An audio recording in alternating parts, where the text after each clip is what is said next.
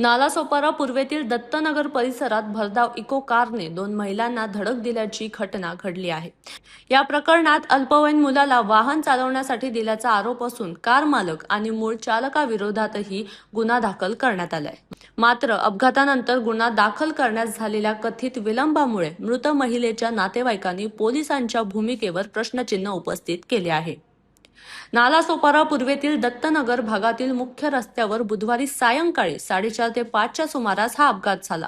Vijayalakshmi hospital जवळ रस्त्याच्या डाव्या बाजूने पायी जाणाऱ्या 2 मैत्रिणींना मागून आलेल्या इको कारने जोरदार धडक दिली। एका अल्पवयीन चालकाने 2 महिलांना रस्त्यात चिरडलेला आहे। ही घटना जी आहे ती काल संध्याकाळी 5:30च्या सुमारास विजयनगर या परिसरात घडलेली आहे। तो वाहन चालक जो आहे तो अल्पवयीन आहे। त्यातली जी एक महिला आहे ती जागेवरच मृत घोषित झालेली आहे आणि दुसरी महिला आहे ती गंभीरपणे जखमी झालेली आहे। जो आपण ठिकाण बघताय ते नालासोपारा पूर्वेचं तुळीण पोलीस स्टेशन आहे।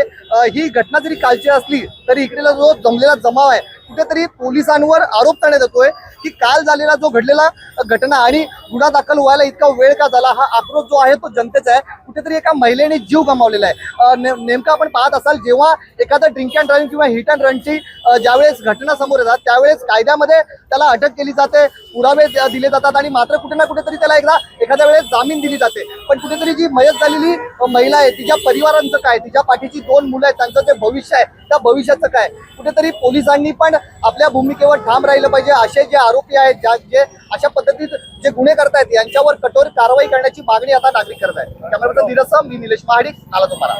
सर्वप्रथम आम्हाला जेव्हा सकाळी ही घटना समजली तेव्हा आम्ही माहिती घेतली तर काल संध्याकाळी 5च्या सुमाराला ही घटना घडली। 2 महिला त्या कामावरनं घरी जात असताना अचानक एक भरधाव वेगाने एक इकोने येऊन त्यांना रस्त्यातून उडवलं आणि त्याच्यातली एक महिला ही ऑफ झाली आणि ती सुद्धा गंभीर जखमी आहे।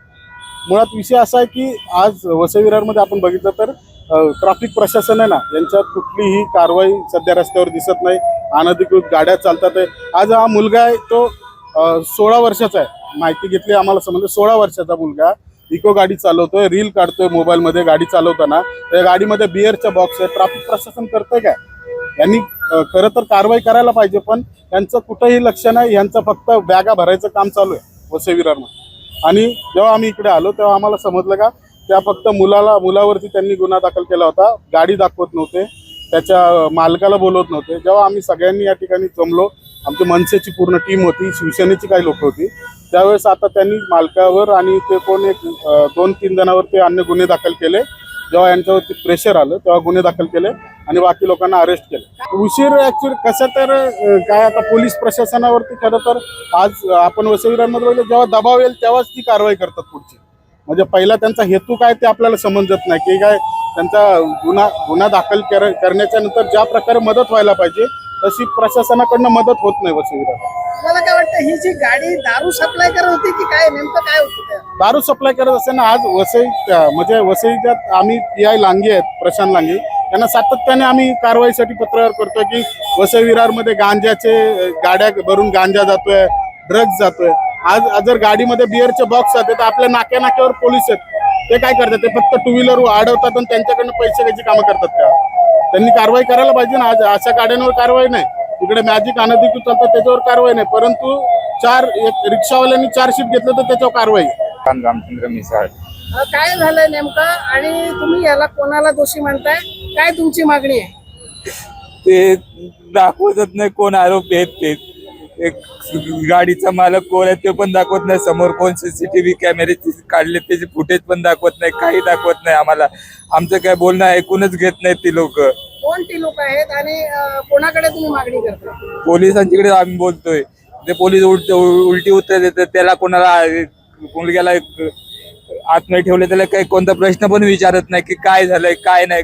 आम्ही म्हणजे गुन्हेगार आणि ते मी उमेश अनंत सुर्वे, मयत व्यक्तीचा भाऊ, मामाचा भाऊ।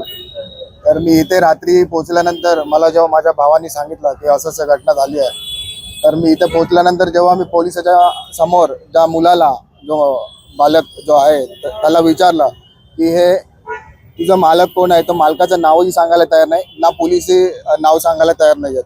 ते बोलतात त्यांना विचारलं की तुमच्याकडे प्रूफ काय आहेत, त्यांनी ते एका मुलाला पकडून जो कोणी आहे त्याची जी साक्ष घेतली आहे ती ग्राह्य धरली आहे आणि त्यांना मी विचारलं की तुमच्याकडे CCTV फुटेज आहे का, तर ते बोलतात नाही, आम्ही जेव्हा चौकशी करू तेव्हा आम्हाला ते मिळेल, तेव्हा तुम्हाला सांगू, असंही ते बोलतात.